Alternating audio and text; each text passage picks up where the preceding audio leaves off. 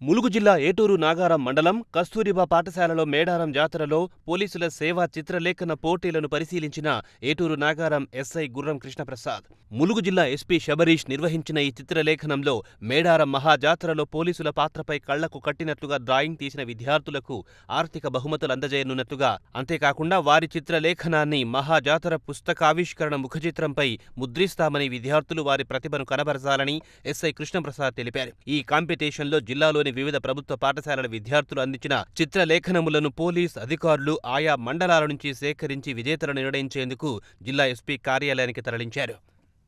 అంటే ఈ ఇయర్ 2024 ఫిబ్రవరి 21 నుంచి 25 వరకు జరిగే సమ్మక్క సారలమ్మ జాతరకు ఎవరైతే డిస్ట్రిక్ట్ లో టాప్ ఫస్ట్ వన్ ఎవరైతే ఫస్ట్ సెకండ్ థర్డ్ ఎవరైతే వచ్చిందో ఈ ఇయర్ జరిగే ఆ మేడారం సమ్మక్క సారలమ్మ పుస్తకం మీద మీ యొక్క పేరుతో సహా మీరు వేసిన డ్రాయింగ్ ఈ చిత్రలేఖనం అనేది దాని మీద ప్రింట్ చేయబడుతుంది. అందుకొరకే ఇదంతా డిస్ట్రిక్ట్ నుంచి మనకున్న 9 మండలాల నుంచి దీన్ని గ్యాదర్ చేయడం జరుగుతుంది.